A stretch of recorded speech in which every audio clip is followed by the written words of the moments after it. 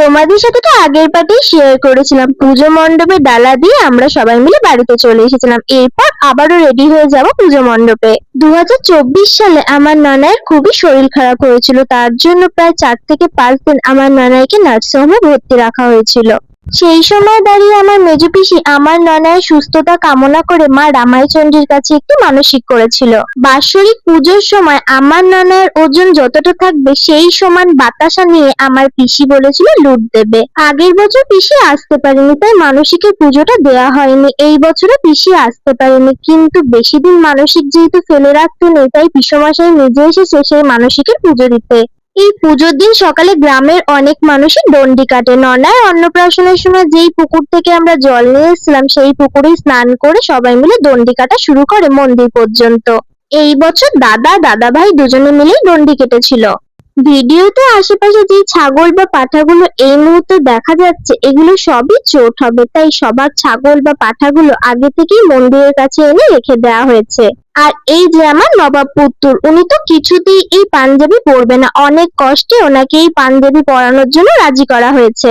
সবাই দাঁড়িয়েছিল একদিকে, আমি আর ননাই দাঁড়িয়েছিলাম অন্য আরেকটা দিকে। প্রথমে তো এখান থেকে বেরোতেই পারছিলাম না, অনেকক্ষণ পর এখান থেকে বেরিয়ে অন্য আরেকটা দিকে চলে গিয়েছিলাম।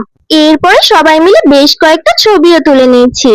আমরা জানতাম ডন্ডি কাটার পরই বাতাসা লুট হবে, সেই কারণে আমরা এখানেই দাঁড়িয়েছিলাম। মাসিমা বলল এখন বাতাসা লুট হবে না, তোরা যা বাড়ি থেকে দুপুরের খাওয়া দাওয়াটা করে আয়, তোরা আসলে তারপর বাতাসা লুট দেখতে পারবি। আজ দুপুরের মেনুতে ছিল ভাত, পাঁচমিশালির তরকারি, মাছের ঝোল, ডাল, ইঁচড় আলুর তরকারি আর চাটনি। আমরা উঠোনে খাওয়া দাওয়া করছি আর এদিকে একজন নিজের আনন্দে বসে বসে দুষ্টুমি করে যাচ্ছে।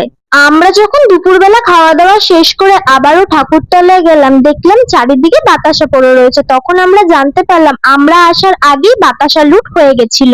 বলতে গেলে বাড়ির কেউই এখানে ছিল না, শুধুমাত্র দাদা আর মাসিমাই ছিল। কিন্তু দাদা আর মাসিমা কারো কাছেই ফোন না থাকায় কেউই আমাদের সঠিক সময় ফোন করতে পারেনি। যদিও বাতাসা লুটটা এর পরে হওয়ার কথা ছিল, কিন্তু এখনই হবে চোট, আর চোটের সময় চারিদিকে রক্ত ছিটিয়ে পড়লে তার মধ্যে বাতাসা লুটটা দেওয়া সম্ভব ছিল না, সেই কারণে আগেই সেটা করে দেওয়া হয়েছে। প্রতিটা জায়গাতেই পুজোর আলাদা আলাদা কিছু নিয়ম থাকে। আমি যখন এই বছর খণ্ডঘোষ গিয়েছিলাম ওখানেও এরকম নিয়ম দেখেছিলাম, কিন্তু পুজোর মধ্যে থাকা এই নিয়মটা সব থেকে বেশি কষ্টদায়ক। চোট সম্পূর্ণ হয়ে যাওয়ার পরে আমরা সবাই মিলে চলে গিয়েছিলাম আবারও বাড়িতে।